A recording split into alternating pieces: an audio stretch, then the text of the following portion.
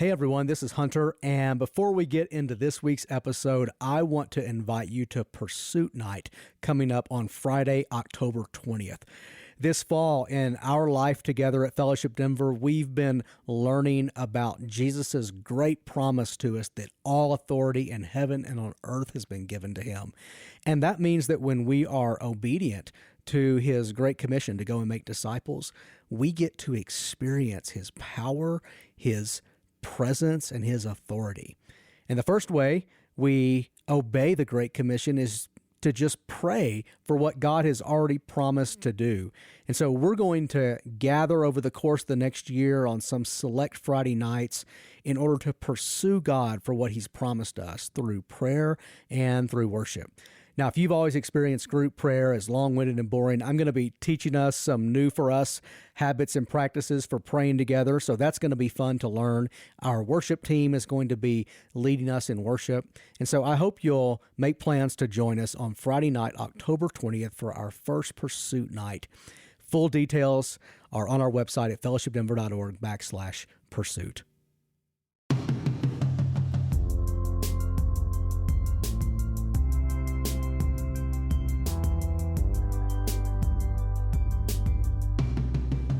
Welcome to the Vision for Life podcast, an ongoing conversation between the pastors of Fellowship Denver and the church at large. Each week, we talk about life, faith, the Bible, and how to follow Jesus as we go about our daily lives. I'm Autumn, host of the podcast, and Hunter is joining me today. Hunter, glad you're here with me. Autumn, I'm glad to be here. How are you doing today? I'm feeling a little under the weather today. Well, I appreciate you powering through. Been hanging out with a lot of kids recently, and they like to share germs. So that's all right. We will make it. Today we are discussing an article written by Tim Keller. Last week we aired an episode in which you and Dave discussed Tim Keller and the impact of his life and ministry and work, his work as an author and pastor theologian. And today we are discussing an article that he wrote. This might have been the last thing he published before he passed away. The subheading of the article says, this is the first in a two-part series on how we can continue to share the gospel in the Western world as cultural Christianity fades. I'm hoping that he wrote part two and that they're going to release it. But it is interesting to think Tim Keller passed away while in the middle of doing what he had been doing for 25, 30 years, which is thinking really well about how the church can reach non-Christians and especially do evangelism and help people who aren't following Jesus become followers of Jesus in a post-Christian society or in a world where cultural Christianity, people kind of having just a formal affiliation with the church, even if they don't fully believe, is really fading away. And this article was published. Is this in a quarterly publication? Is that how often this is released? That's right. It's on the Gospel in Life website, and Gospel in Life contains a lot of the resources that Dr. Keller produced over the course of his ministry. They had a quarterly journal, and every quarter he would release some really robust article that was almost like a mini book. Mm-hmm. And if our listeners remember our last episode, that's kind of what Tim Keller originally did. Before he wrote books, he just wrote these massive PDFs that like pastors like me would somehow get access to, and we would consume them. Now he's just putting them on Gospel in Life website. Yes. It doesn't feel like you have to have a secret pipeline anymore. You don't have a friend who has a copy of the PDF now. Yes. This article is entitled Lemonade on the Porch, the Gospel in a Post-Christendom Society. What is the idea that he's transmitting in this article? Maybe we could summarize it with 3 points. He starts with the metaphor of a porch. A porch is attached to a house, but it's not the inside of the house. It connects the inside and the outside. It's a meeting spot where the interior meets the public. So he starts with the metaphor of the porch. Then he says, churches need porches, and for a long time, the culture itself that we lived in America was the porch, because the culture had the same basic structure of reality, how it understood reality about God and the world and human beings, the nature of human beings. Even if it wasn't Christian, it had the same basic understanding of the structure of the world and of human beings. And so it, in effect, created the porch. he goes on to say that porch has gone away as Western culture has become more postmodern or more progressive or more secular, choose your term. So the third point would be churches need to give active attention now to building porches, building places to connect with non-Christians. And he means more than like we just need to be friends with non-Christians, and we need to have like non-Christians that I ride bikes with or that I play sports with. He means we actually need spaces of connecting around the gospel and around Christianity, but it's not just the inside of the church. It is a more middle space. What's the significance of this metaphor that he has chosen to use throughout the article as a structure, as a way of illustrating his central point? Why did he choose this idea of the porch? I think it helps the church imagine what is the issue right now that the church is facing, which is the space in which people who aren't Christians would process the gospel is shrinking. So taking it out of a religious context, he just says this: porches were crucial halfway places between the insides of homes and the street, where residents of the homes could watch the street and where people from the street could fraternize with residents. Blocks in which no one sat on the porches to talk to passersby and to watch what was happening were desolate and often dangerous. Blocks with lots of porch sitters were friendly. And he's talking about how cities, especially urban centers, used to work. And he's observing, studies have shown that in urban centers that had active porch life, there was actually a lot less crime. They were pretty safe. And ones in which people just disappeared into their homes were not safe at all. He goes on to say the Jewish temple had a forecourt. It was called the court of the Gentiles, or the court of the nations. So God, when he established Israel as a nation and when they built their temple, there was a physical way of depicting that they were to be connected to the nations. And so he's drawing the point that this is the church's work. It's always to, at least part of our work of making disciples. If we're going to fulfill the Great Commission to go and make disciples, we have to create these middle spaces where people don't have to come all the way inside in order to encounter God and to encounter the gospel. So it's significant that this provides an area, a comfortable area in which the public and the private meet. That's another good way to say it. And if you think about how a church works, like the Sunday morning worship service, that's the inside. Mm-hmm. And it's not just done for insiders per se. Like we always try to have non-Christians in mind when we preach and we organize worship services. But if you think about the amount of work it takes for someone to come to a worship service of a church, especially if they're not familiar with the language of the church, if they're maybe even a little hesitant or they're not sure this is a good thing, they have to do a lot of work just to show up on a Sunday and be there. So Keller is arguing, hey, we need to create some space that's more accessible to them. Just like to go into someone's home and to sit down in their living room takes a lot more social courage, and it takes a lot more invitation. You have to be a lot more comfortable with them than you do to talk to them while they're sitting on their porch. I have a porch. It's actually a patio. It's a concrete slab with rocking chairs on it. And I sit out there sometimes in the evenings, and it's amazing how many people I just get to talk to who are passing by. Some of them I'm very familiar with because they're my neighbors or they pass by a lot. And some of them I see for the first time. And maybe they just comment on something. My house is kind of odd. And so a lot of times they comment on the oddity of my house. But we strike up conversations. They would never come into my house. Like if I was just in my house waiting for them to ring my doorbell, they're never coming in. So that porch is a place for me to engage them. In your summary a moment ago, you said that this is the metaphor that he's using, this idea of the porch, this in-between space. And the second primary theme that is developed through this article is that culture previously provided the porch. What does that mean? He relies heavily on the insights of a Dutch theologian who was also prime minister of the Netherlands for a few years, named Abraham Kuyper. And in the early 1900s, Abraham Kuyper observed that Christianity was on a decline in Europe. This is pre-World War I.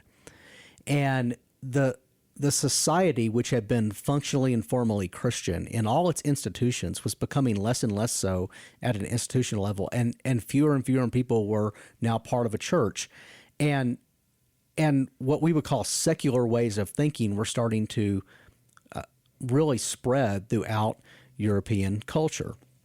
And so Kuyper observes that the culture created the connecting point for the church that it doesn't create anymore. So here's how Keller kind of summarizes that.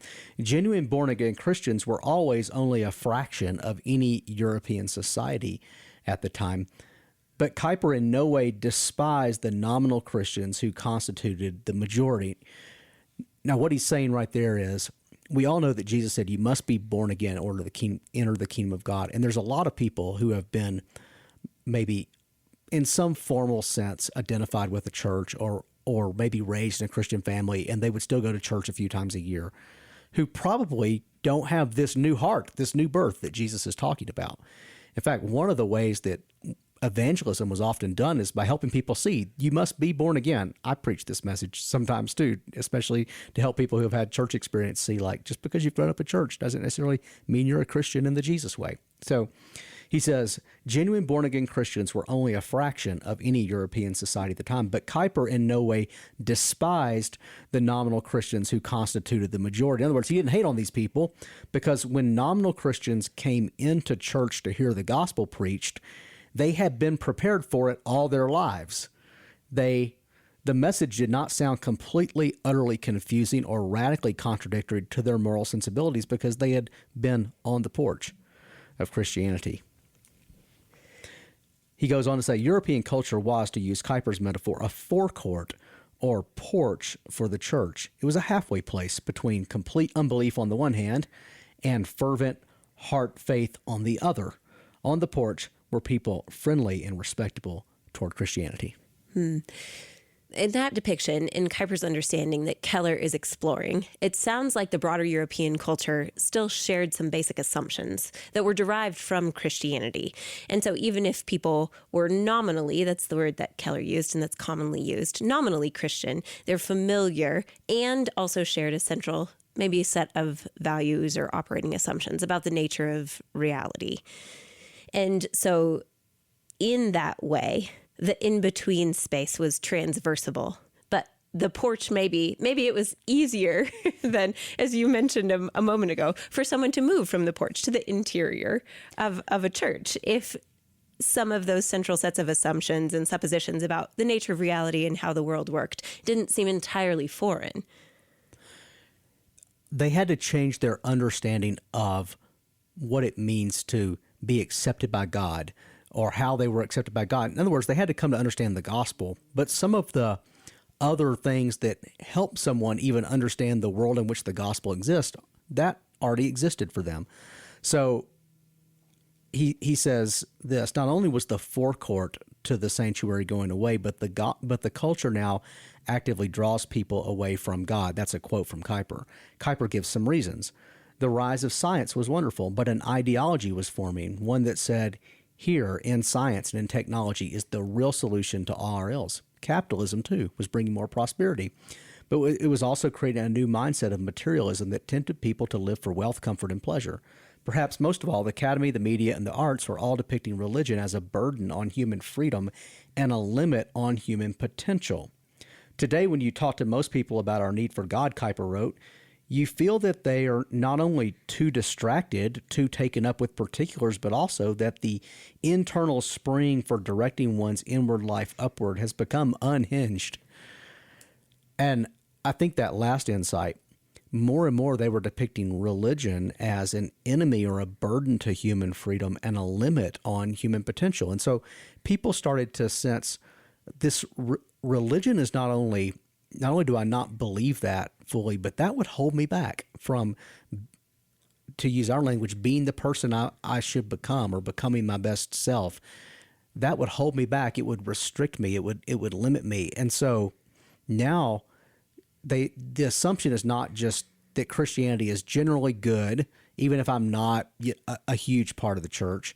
The assumption is it's actually generally bad and negative. And so if you think the inside of someone's home is not somewhere that you want to go because it's going to be awful, then people start to think of Christianity in that way, and so they're not interested. Fewer people are interested in even coming inside to listen to the message.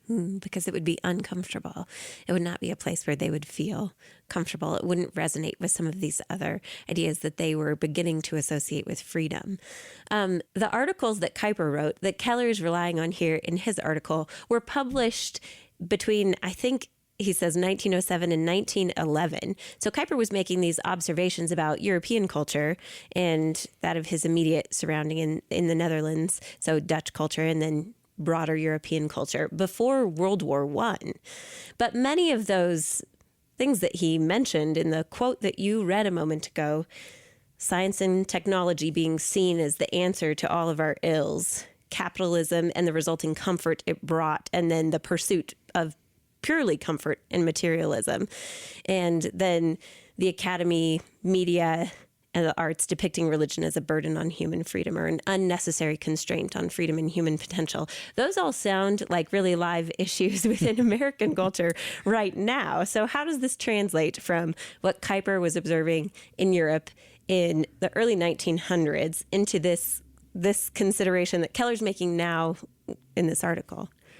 Well, the United States is a lot different than Europe in that religion did not decline. And this forecourt that Kuyper is describing did not go away in the United States after World War I or even after World War II. It's probably not until the last 15 or 20 years that we really begin to see this becoming a widespread cultural phenomenon in the United States. And it still hasn't gone as far as it's gone in Europe, but we're starting to see trends in that direction. Keller notes that church attendance began declining, especially among younger people in America, about 15 years ago. And this has not happened at the same pace across the country. This started much sooner in the coastal, more progressive cities, especially of the Northeast and of the West Coast. So if we think about like Portland, Seattle, San Francisco, Los Angeles, and then we think about New York, Boston, it's probably happened more there than it has in any other places in American life. And Keller even notes when he moved to New York in the 1980s, he moved from Virginia, a middle-sized town in Virginia, and he could see this difference drastically between Virginia and New York. He said this decline of kind of the Christian assumptions in the public square. He says this has not been a shock to Christians living in the biggest cities on the coast. For example, when I left my church in the mill town of Hopewell, Virginia in the mid-1980s, I left a town in which virtually everyone was in the forecourt. As one member of my church told me, even the atheists have walked down the aisle to give their lives to Christ at some point in their lives. When I arrived in Manhattan to plant a church in the late 1980s, I saw here the cultural forecourt was completely gone. You either had fervent believers or even hostility to Christian faith. So in some ways, Tim Keller has been trying to figure this out for the last 40 years. How do you relate Christian faith to a more hostile culture? And that's just grown. It's probably grown more intense, and it's also spread in to other parts of the country in ways that it hadn't even 15, 20 years ago. And now he's picking up with that metaphor of the porch. Kuyper referenced the porch and the forecourt, and Keller's using that same metaphor to describe the decline of the front porch in America. So what does he attribute this decline to? He says that for most believers who live in the U.S. heartland, this has only begun to be felt over the past few years. And I think that's right, because I see more and more Christians asking questions like, how do we live in a world that is hostile to our faith? One of the probably more insightful takes on this was written by James Wood in First Things, and he's wrestling with what he called a shift from a neutral world to a negative world. And he's also, just for our listeners' information, and maybe they'll find this an interesting line of thought to explore. He's also critical of some of Keller's approach, claiming that Keller's approach is not adequate for a negative world. I kind of hear Keller in this article making a retort and saying, no, I've been doing ministry in negative world for a long time. But either way, one of the insights of James Wood's First Things piece was to note that many of us are seeing this shift from feeling like the culture is just kind of neutral, and there's a lot of people who aren't Christians, but they're not actively hostile to Christianity, to now it's negative. And by saying negative, it means people's default assumption is that Christianity is bad. And so more and more people across the country, not just Christians that are living in New York City or in San Francisco, are asking, how do you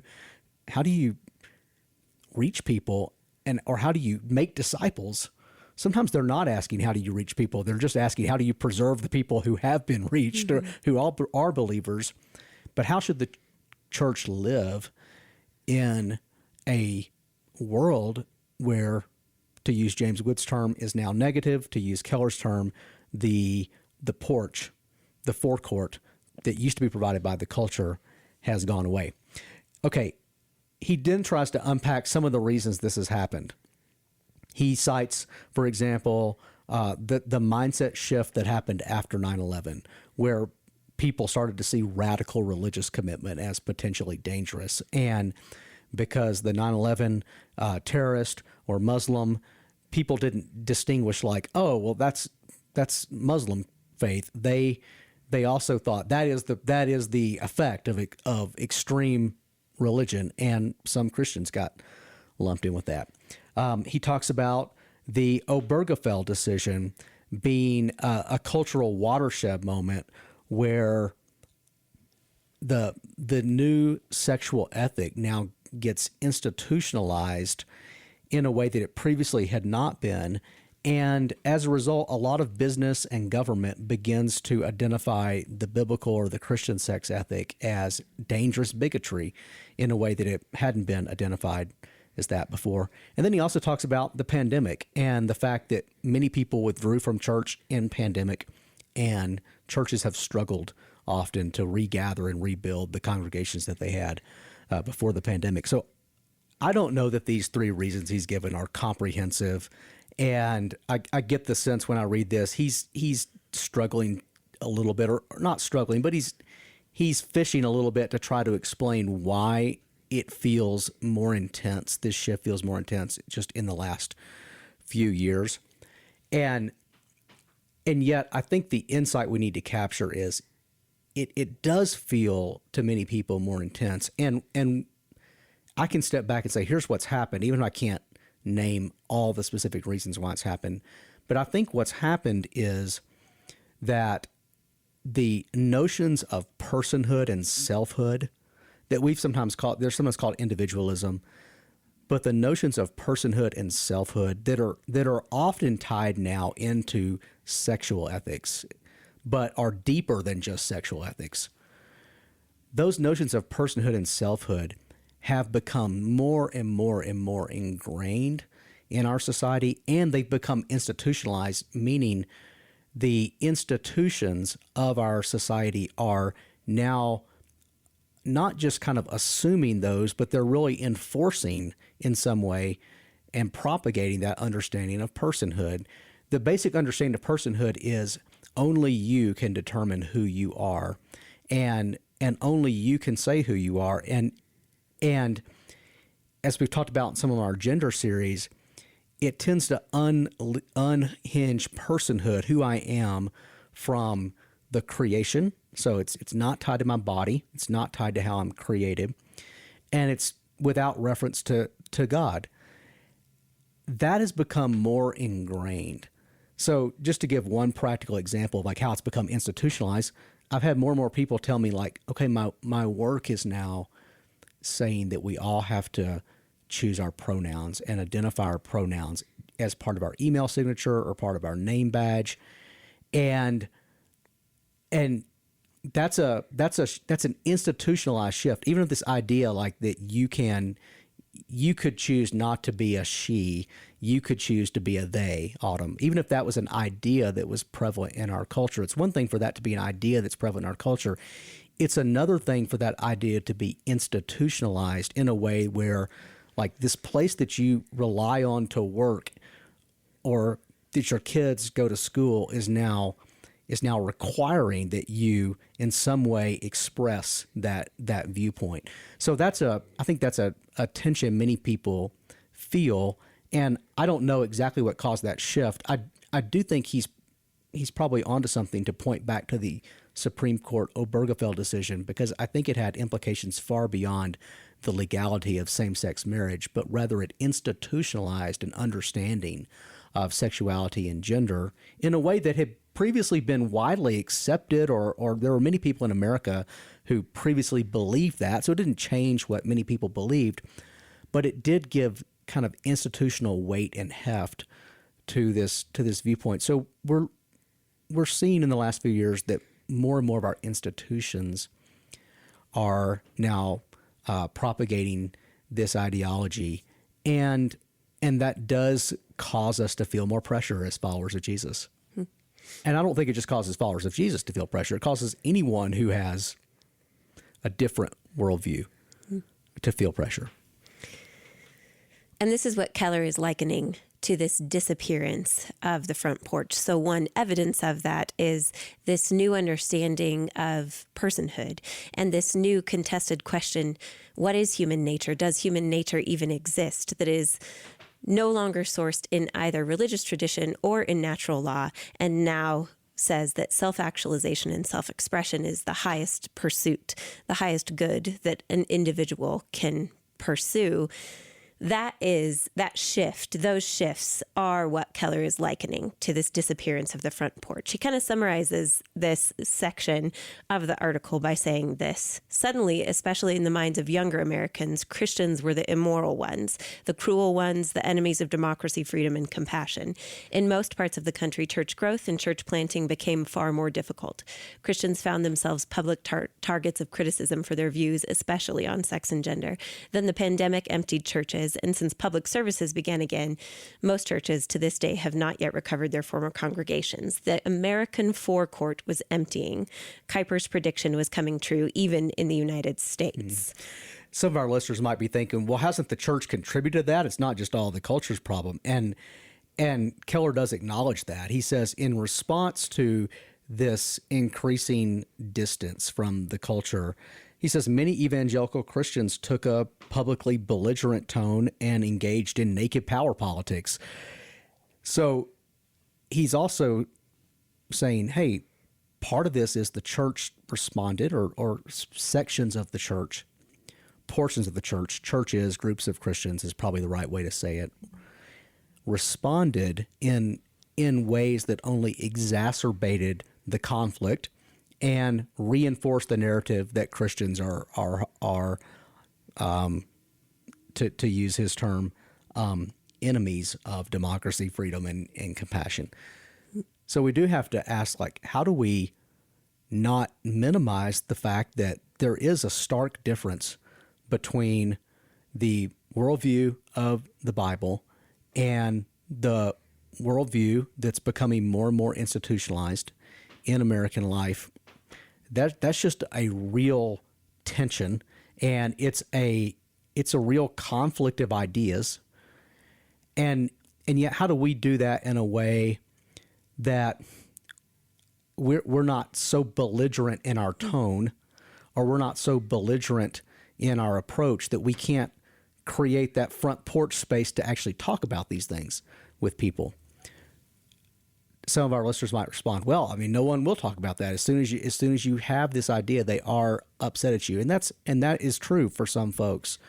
They simply will not engage in a conversation about this. But there's a lot of people out there who still will if we will create the space for them. So Keller is trying to work out how we don't minimize differences and we don't reduce tension, but we also don't just play into the stereotypes that people have about Christians and drive them further away. And he also asks, too, not only how do we not minimize difference and not ignore the tension, but also actually seek to understand. That's something that Keller himself was modeled really well and wrote about frequently, was that if there is someone who has an opposing viewpoint or an institution who takes a decidedly different stance, that our part of the onus on us is to work hard to understand that perspective as well, which is something that he did really well. So in the article, he presents this porch. Keller presents this porch and pulls from Kuyper's idea of the Jewish forecourt as this in-between space where public and private meet. And it's invitational, and it's a space that provides context for conversation in a slightly more comfortable setting than inviting someone all the way in to the house or the church, as it were. Culture, he says, previously provided this space because there were shared assumptions, some shared language that allowed the transition point from the porch to the interior of the church or home to be less difficult. There was less of a barrier between the two.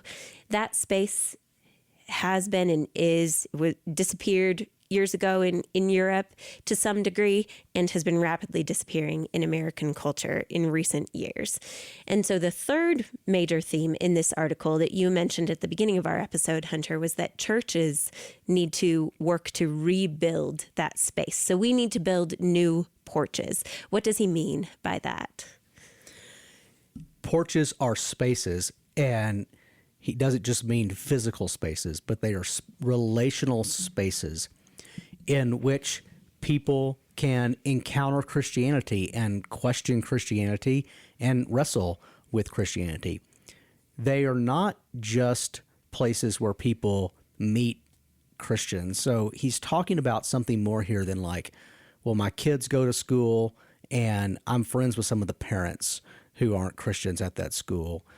He's not just meaning like I ride mountain bikes with a group of people who aren't Christians on the weekend. He means something more, and he describes it like this. Porches are places where people can be regularly exposed to Christianity in at least three ways.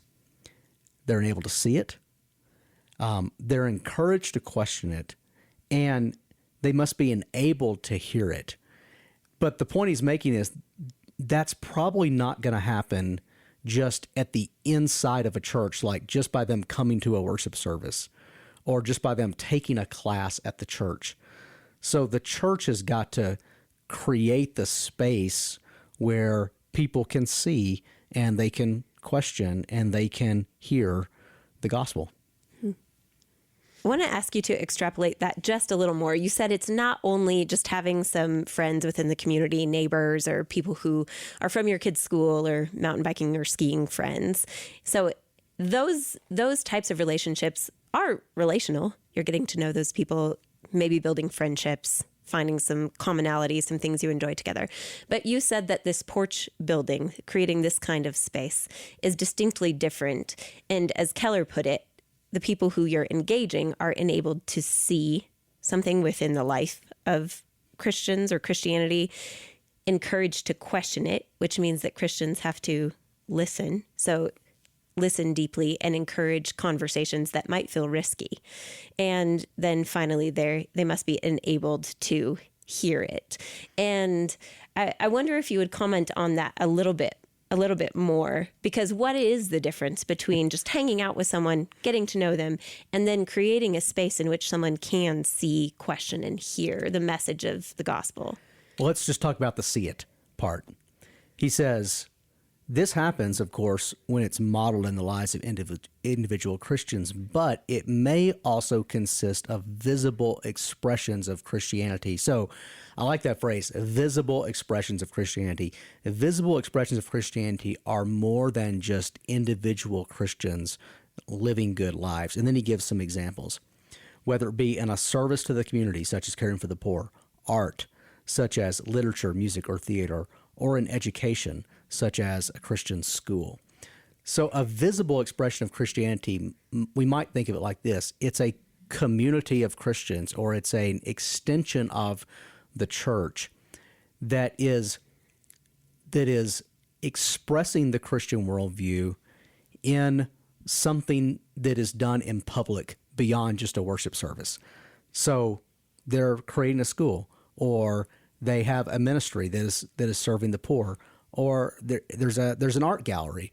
These are the kinds of things he's talking about, and I think the power in that is often people can more easily see, oh, that's an expression of the Christian faith in a situation like that than they can just by knowing an individual Christian. And so these corporate expressions of Christianity have some power that just the personal or the individual doesn't have on its own. And he's not pitting these things against each other, but basically saying, hey, both of these need to happen together in concert. What are some examples of what this front porch space might look like in our current culture? He gave a few examples. He cited like Christian study centers at college campuses that often happen. And he said many of those have been inspired by the original L'Abri, which was a center in Switzerland that was started in the 1950s, where young people could come and live in community and explore the meaning of life. And it was hosted and facilitated by Christians, and they did evangelism there, but they also let people that weren't Christians be there and to kind of explore.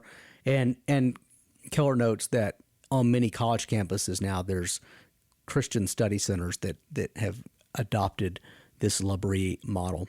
A second example he gives is a Christian school. A Christian school that has a great reputation in the community for academic excellence, and it might be formally or informally attached to a particular church, but it's also accessible to and available to non-believing parents. Like, I came to faith in a school like this. My parents sent me there strictly because it was good academically. They did not send me there for the Christian part. They sent me there for the school part. But because it had a good academic reputation, and because it made space, like even distinctly remember having to fill out the application and talk about what your motivation was, and they even ask you your understanding of Christianity on that application. And whatever I put on there was clearly wrong. It was not Christianity. It was, some half-baked idea about Christianity. I didn't understand Christianity when I applied to go to that school, and they let me in. So clearly they had a thought of like, this is not just a space for people who already understand Christianity perfectly. This is a space for people like this guy too. Okay. He also mentions a service project or program that builds affordable housing or meets other needs of the poor. He talks about small group book clubs or Bible studies or other courses of study in which half or more of the participants are non-believers can serve as church porches. One of the things I thought about as I read this was last fall, I hosted a group of folks that we called Exploring Faith, and many of them I found through some connection they had to Fellowship Denver or to people in Fellowship Denver. But most of them were not regular Fellowship Denver attenders. Maybe a family member attended or a friend did, and they were the kind of people that are porch people. They coming all the way inside was pretty scary, and for different reasons. For some of them, it was scary because if they were just completely honest, they just didn't believe this, even if like their family really wished they did. They just didn't believe this. For some of them, it was scary because they had really been hurt in some previous church experience. They actually grew up in Christianity, and it just been really hard for them and painful for them for whatever reason. And I just thought, it's not my job in this space to judge their stories or to evaluate, like, did you really suffer harm there? Or it wasn't my job to evaluate that. It was just my job to create space for them to hear and to ask their questions and to wrestle with those questions and to see how Jesus might want to meet them in their story. And I had this thought as I was going through this with these folks, like, I don't think any of these people would be, if all we did was just to do regular worship services, I don't think many of these people would be there on any regular basis. The church needs to create this kind of porch space. That was just a small example.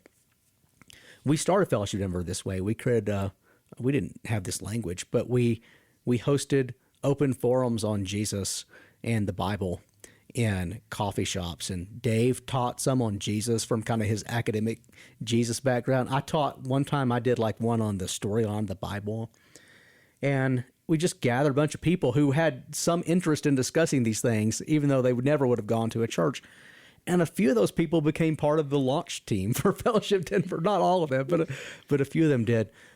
And I think that's kind of how we have to think of good porch spaces. We can't measure them by saying, yeah, everyone who's on the porch is gonna become a fully committed follower of Jesus Christ. But if a few of them do, I think it's a hugely valuable space. I saw a lady sitting at our welcome table last Sunday, welcoming people who have been in that Exploring Faith community, and now she's sitting there welcoming people. And I just thought, I think she needed a porch to get before she could get to the welcome table. Yes.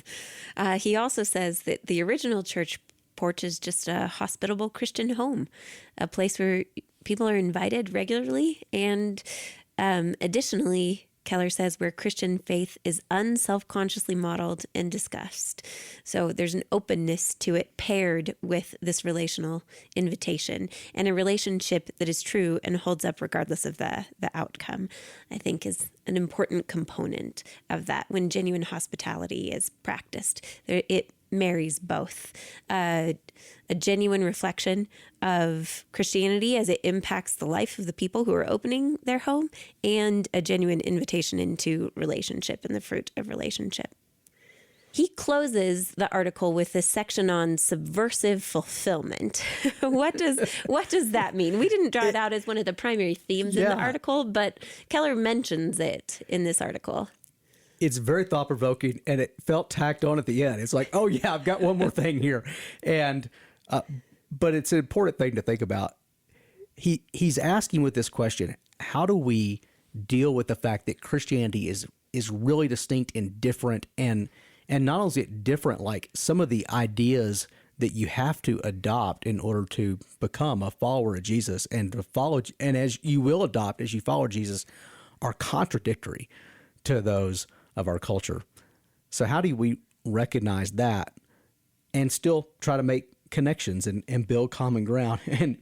And so he calls this approach subversive fulfillment. He says, in a nutshell, it means that there must be a balance of criticism and clear confrontation of unbelief, subversive, along with a great deal of respect and appreciation for the good values, commitments, and aspirations of non-believers, fulfillment. And then he goes on to say, every culture is essentially idolatrous. It makes an absolute or pseudo-God or pseudo-savior out of some good but fallen created thing, whether it is individual freedom, submission to family, a socialist belief in the power of the state, a capitalist belief in the power of the market, or a populist belief in the superiority of one's nation, blood, and race. Christians are to show members of other religions and worldviews that Christianity fulfills basic human longings and aspirations, but at the same time, it critiques the false idols in every culture that are looked to for the satisfaction of those longings. I often think about the kingdom of God in this way. I think the kingdom of God is a fascinating connecting point for many people into Jesus, and it also is completely subversive of their worldview. Jesus' main message was the kingdom of God's at hand. Repent and believe the gospel. That's what we talked about everywhere he went. And when you know what he meant by kingdom, you realize like, oh, that's what I long for. That's the world I long for. That is a world free from injustice. That is a world free from death. That is a world free from poverty. It's a world free from murder. I mean, all things we want out of the world. That's the kingdom of God. So it acknowledges the core longing of every human culture. If I look at the progressive culture in which I live, they want justice. They want a righting of all historical wrongs. They are very much tuned to historical forces of injustice, sometimes called systemic injustice, they're very much attuned to historical forces of injustice. But then so the kingdom of God would affirm, like, you want a world of justice? God is going to bring a world of justice. That's a good longing you have. Then the progressive worldview goes on to assume that the way to bring justice is just to throw out the old people in power and get the new people, get us, the right-minded progressive people in power. And that's essentially their cultural project. It is one of building cultural power and using it to enforce their view on others. Where Jesus' message completely subverts that is it says, number one, all people are sinful, and therefore there are no good people versus bad people. So ironically, sometimes religious people have played into the same mindset. If we would just get the irreligious, bad people, immoral people out of power, and us good moral people would be in power, the world would be put to right. Well, Jesus' message subverts that, but the progressive worldview is basically saying the same thing. It's just switched to the good and the bad people are. And it subverts that, and it basically says, the problem is sin, and because the problem is sin, then it's not simply a matter of getting good people in power, because there are no good people. It also subverts it by saying, has that ever worked? Like, do we have any example anywhere in the history of the world where human beings have created a just society, a perfectly just society by simply, a change of power? And then it says, but you are right. It affirms again, but you are right. There does need to be a change of power. But the power that Jesus it says that needs to happen is, I need to become king of the earth because I'm the only good person. So now you're really hearing the real Jesus, right? And so it causes people to wrestle with what I want is good. The way I want to go about it is not actually going to achieve it, and is actually going to distort me as well. And so they have to then wrestle with, like, okay, the basics of the Christian worldview. Is there a God? If there is a God, then and the world is set up to only flourish under his rule and reign, then it has to be under his rule and reign, and I have to be under his rule and reign. And it forces them to wrestle with, am I a sinner? And that actually sets them up to understand both the significance of the atonement and the beauty of the reign of Christ that is promised. And so I think of that as an example of how this subversive fulfillment often plays out. The article explains that effect of the gospel that you're describing, Hunter, in this way. It says subversive fulfillment is both affirming and contradicting. It challenges people, but on their own terms, and it means offering them, on gospel terms, what all human hearts rightly need, a meaning that suffering can't take away, a satisfaction not based on circumstances, a freedom that doesn't destroy love and community, an identity that doesn't elude you, crush you, or lead you to exclude others, a basis for justice that doesn't turn you into a new oppressor, a relief from shame and guilt without resorting to relativism, and a hope that can enable you to face anything with poise, even death. With that in mind, Hunter, in our conversation today in these themes, this front porch space, the way that has disappeared in our culture, and the encouragement to go about building that space. What's our takeaway for us, you and me, and our listeners, and for our church? I really wanted to put this in front of our listeners and in front of our people to provoke our imagination. What could it look like to intentionally build porch spaces for our non-Christian neighbors? And I want to provoke our thinking beyond just like, I need to have some non-Christian friends. And I actually I really want to affirm that instinct in our folks. But I want us to ask the next step, which is, what does it look like to create the space where people could see and they could hear and wrestle with and question the gospel? And that could look any number of ways. Like he gave 4 examples here. I just think the possibilities are as numerous as our imagination is. And I think God wants to stir up our hearts and stir up our creativity to pursue this. Well, I hope that as well. And thank you for suggesting that we discuss this today. For those of you listening, if you have questions about today's episode or suggestions about what you'd like to hear us discuss on the podcast in the future, you can send all of that to podcast@fellowshipdenver.org. Thanks for joining us on the Vision for Life podcast. Special thanks to Adam Englund for our theme music, to Jesse Cowan, our producer, and to Judd Connell, who provides transcription for these episodes.